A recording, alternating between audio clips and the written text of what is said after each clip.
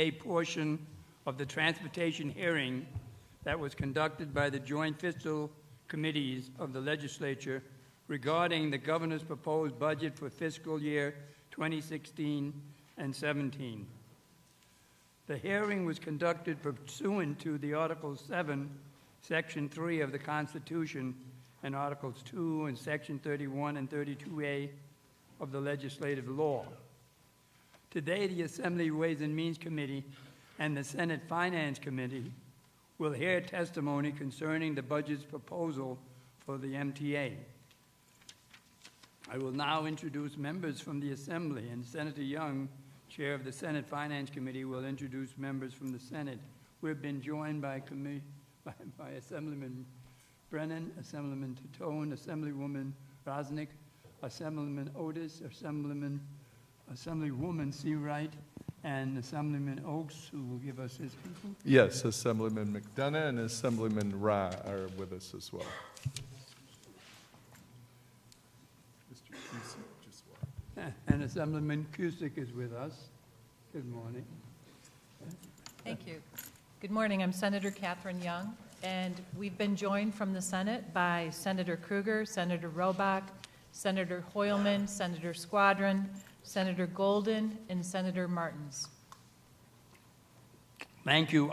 Just for the record, we will stop at 12:30. Wherever we are, whoever is asking the questions, it will end. All right? You like that? The mayor, we went till 2 o'clock, so we just wanted to let you know. We have today, first, for the only testimony, Thomas F. Prendergast, Chairman and CEO of the Metropolitan Transportation Authority. Good morning and welcome. Thank you very much, Assemblymember Farrell, Senator Young, members of the Senate and Assembly. I'm joined up here today by the Chief Financial Officer of the MTA, Bob Ferran, and the Director of MTA Capital Programs, Craig Stewart. Thank you for holding this hearing and for inviting me to discuss the MTA's financing.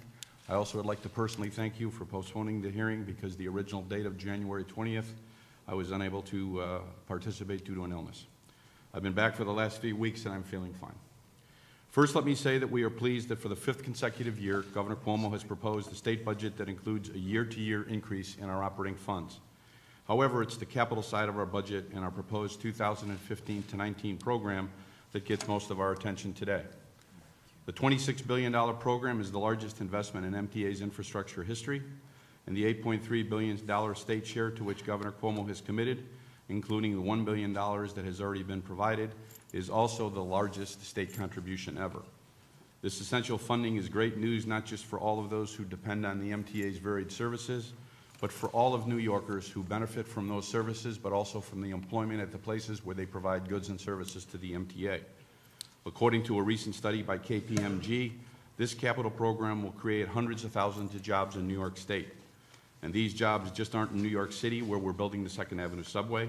They're just not at the Kawasaki rail plant in Yonkers, or the New Flyer bus factory in Plattsburgh, or Harris Electric in suburban Rochester. They're in every corner of our state, thanks to the manufacturers, suppliers, and businesses that do opened and expanded work in the MTA network.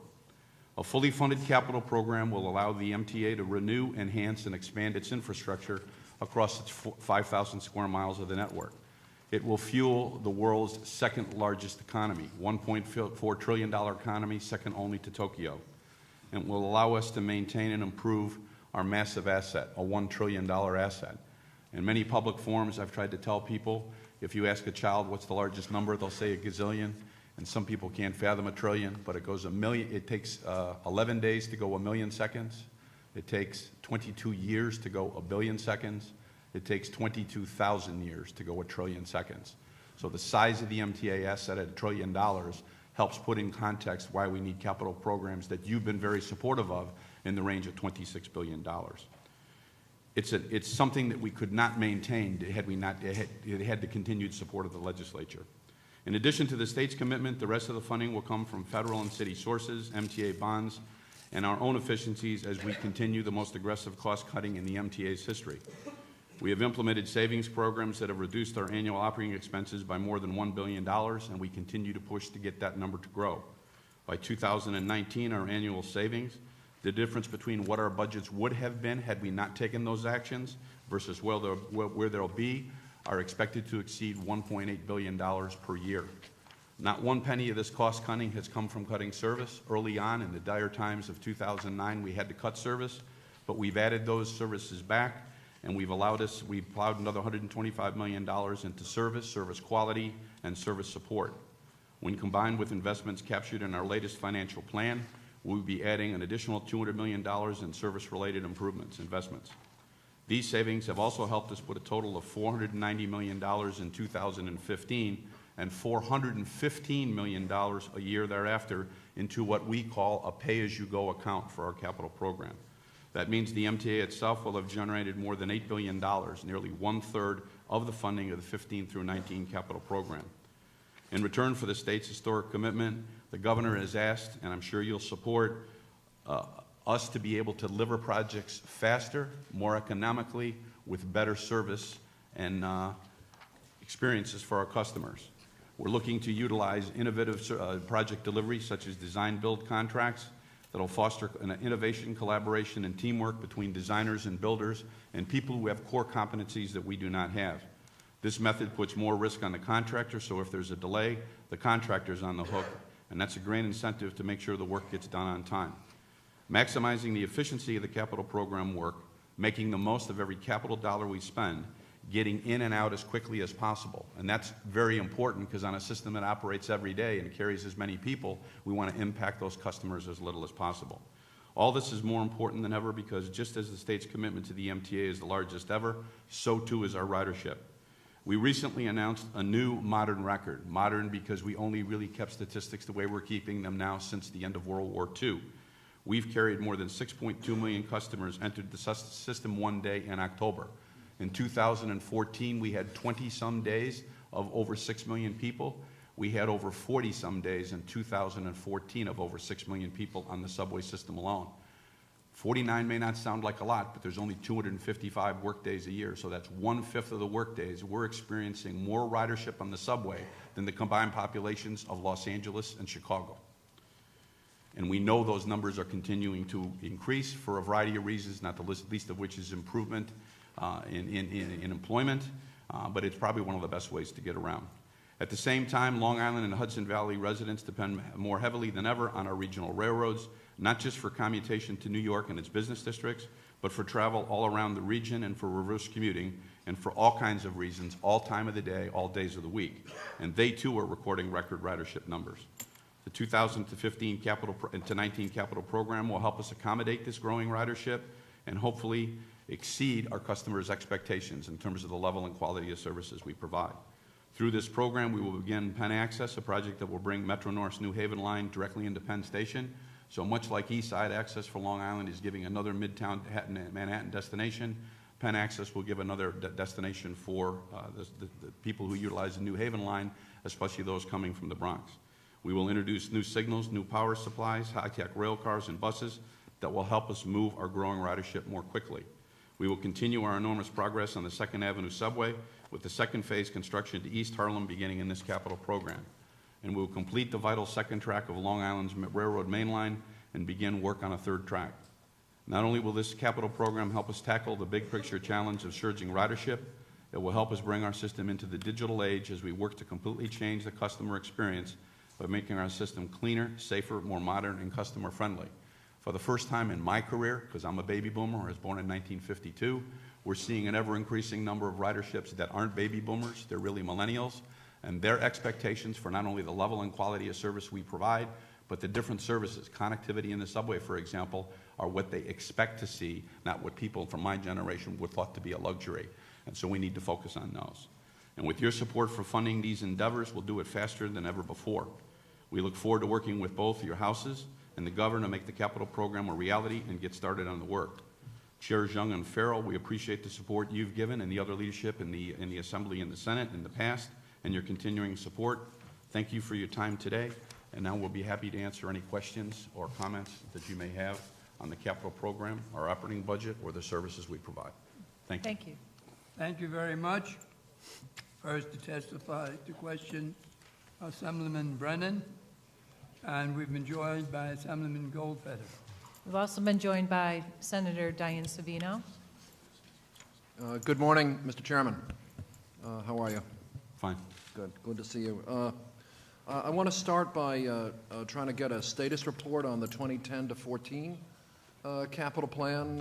What kind of completion percentage of projects and how much money's been spent? What percent of the program is complete? As you know, all prior programs, we have some projects that are continuing on from those. Some were started late. Some were knowingly started late because we couldn't do work at the same time in parts of the system. I'll let Craig Stewart give a status update in terms of where we're at with the expenditures of that program. Mm-hmm. We've committed about 86% of the program. I believe we have about $3 billion left in all of the old program money. A lot of that belongs to our mega projects that are moving ahead, and we'll use that. But most of the old program money is spent. When you say Then the mega projects, the two largest, are 2nd Avenue Subway and East Side Access. And as you know, we have full funding grant agreements with the federal government on those. And so we have committed, and we have to hold aside those monies to meet those full funding grant agreements as they match up their share of federal money for those projects. when you say committed, you mean obligated, Obligated or encumbered. not necessarily dispersed, but obligated. Right, not spent, but Right. committed. And if you say 86% obligated and much of the expansion projects, or a piece of the expansion projects is among the major parts that are not yet obligated, Right. that means that your core assets, track signals, subway cars and buses, et cetera, within the 2010 to 2014 plan is nearly complete. Is that Yes. correct? Yes, it is. Okay.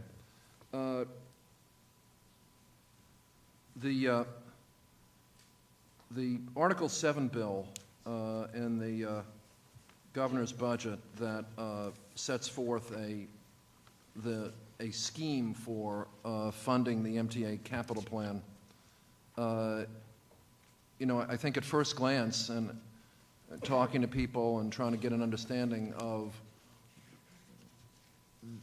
issues associated with that proposal, there is no appropriation in the Article 7 bill for the MTA capital plan. And there's no specific mechanism to generate funds to enable you, or to generate funds, or to create a mechanism to enable you to borrow the money or anything of that nature. So you have to ask, how does this make sense for assuring the implementation of the plan if some large part there is no specific mechanism as yet established in the budget for you to go forward? To answer the question, I'll put it in context and cut right to the chase. Yeah. We submitted a plan at the end of, near the end of 2014, and then that was discussed in the legislative session last year, and then we submitted a revision to that plan. And one of the things we needed to do is go back to the underlying finances, and we looked hard in terms of what additional monies the MTA could bring to the table in terms of those savings we could bond against, so we increased the share that we were going to commit to. And then we got to a critical juncture in terms of what was left.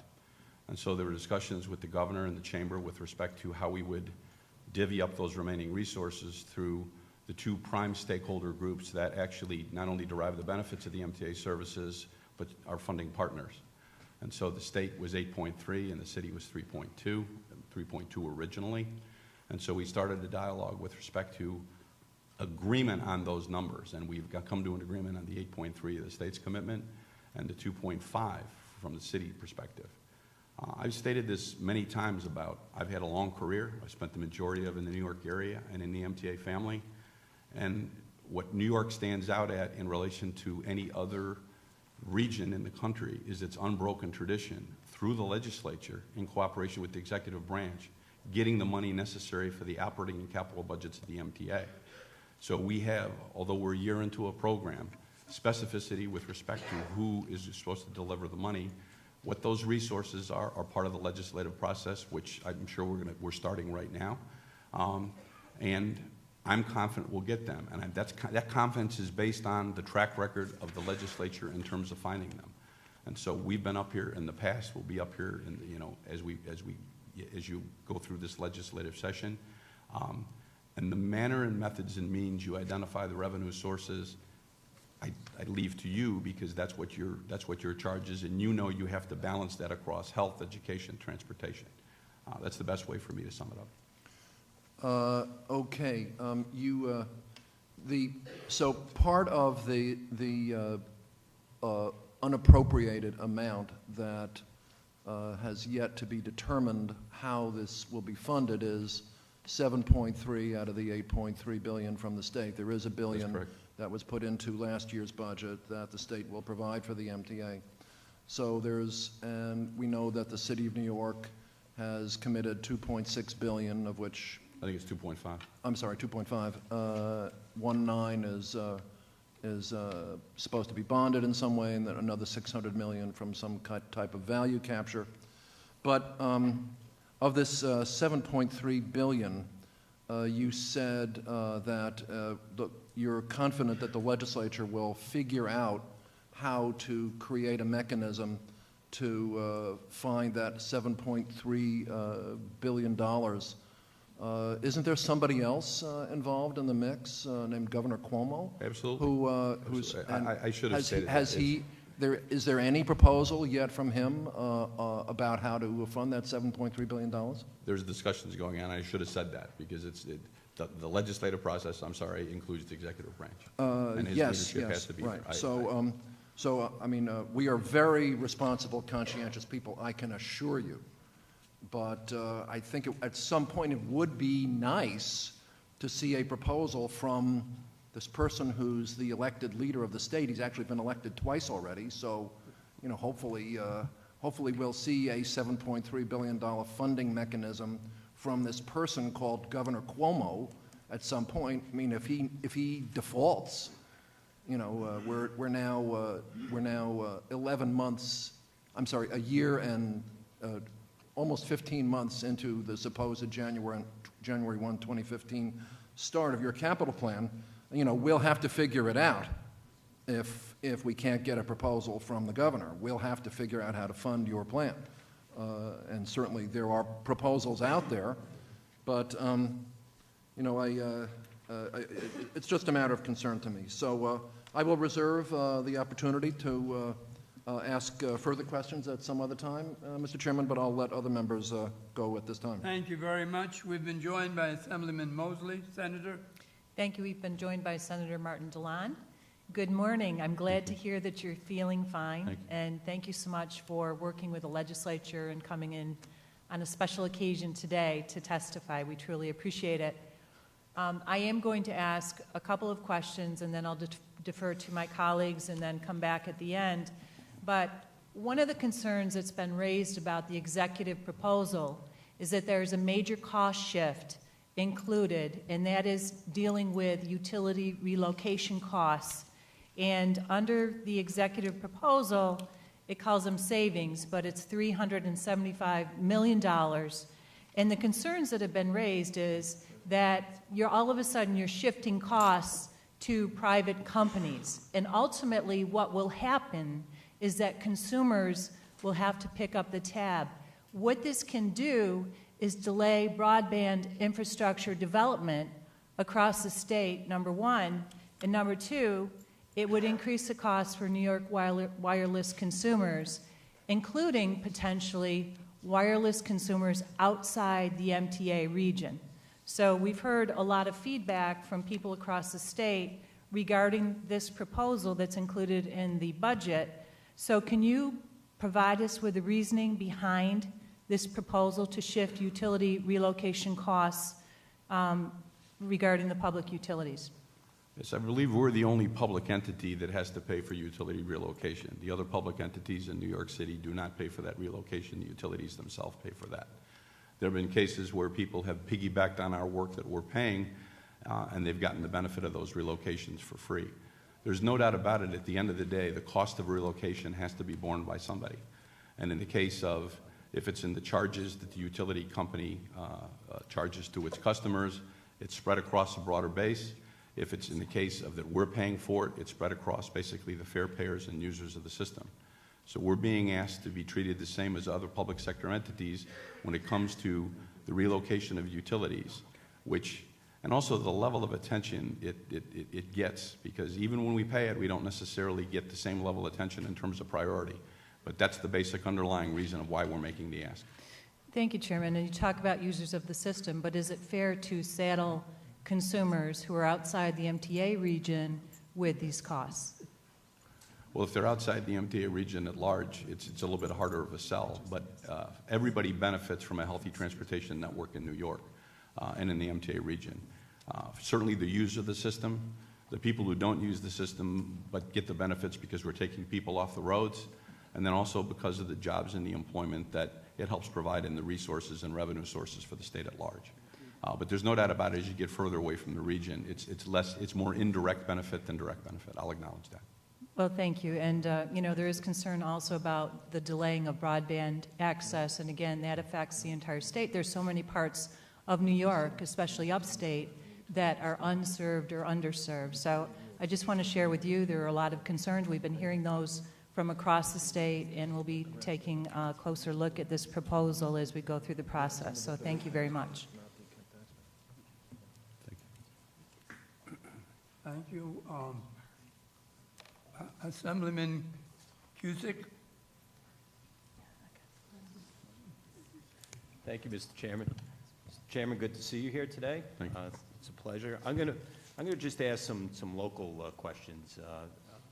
I wanted to talk to you. I know you're familiar with the West Shore feasibility study for light rail and for public transportation on that corridor, and it's something that I've personally been pushing for many years, and I know many of my colleagues in city government and state government have been also. As you know, on Staten Island, it's the issue of commuting is a tough one, the longest commutes in the country, and we're trying to find alternative ways to get people to work. Is this something, I know you're familiar with it, is this something that the MTA would be open to? I know it has to, if we get funding for it, it would have to go through a authority like the MTA. Would this be something that the MTA would be open to? Yes, we have the primary responsibility for transportation in our region. We're not the sole responsibility. We have the prime responsibility. Staten Island, as you know, you represent our customers, your constituents out there, as this Senator Savino, presents some unique challenges because of its growth. It's 500,000 people or approaching 500,000 people, so that's larger than many cities in the United States. Geographically, it's got its challenges, so it does have the longest commutes. Even on the existing bus network, some of the best running times from the South Shore into New York or through New Jersey. So this is an idea to have an existing or semi-existing rail right away and tap the West Shore. Whether it follows the North Shore and comes in that way or goes over the Bayonne Bridge, right. But to study it from a standpoint to see what would be the benefit and the cost is something we would have the responsibility for. There's no doubt about it, if we go into another state, there's a different set of challenges.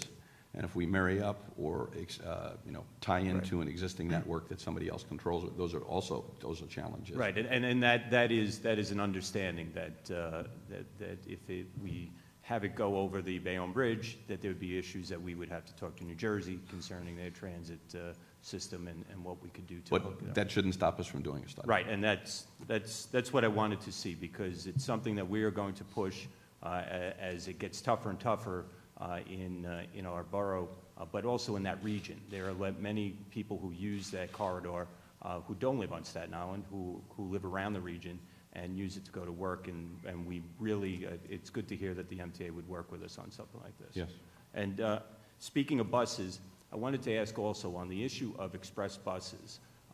There's been the topic of to make some of the express buses go quicker, to cut down on some of the stops on some of the slower routes, and to cut down on some of these stops that aren't being used a lot. Is that something that the MTA is looking at seriously? Because I think that would cut down on commute times also. Absolutely. I mean, once an established route is in place and the ridership base has been built, we try to take a look at to see where the actual ridership generates from and where people end up at the end of the day. And there's a relationship between available parking and if we need to provide additional parking. But certainly, if the overall goal is to provide the best level of service at running time, the level of service with a coach bus, but those are issues that we need to look at.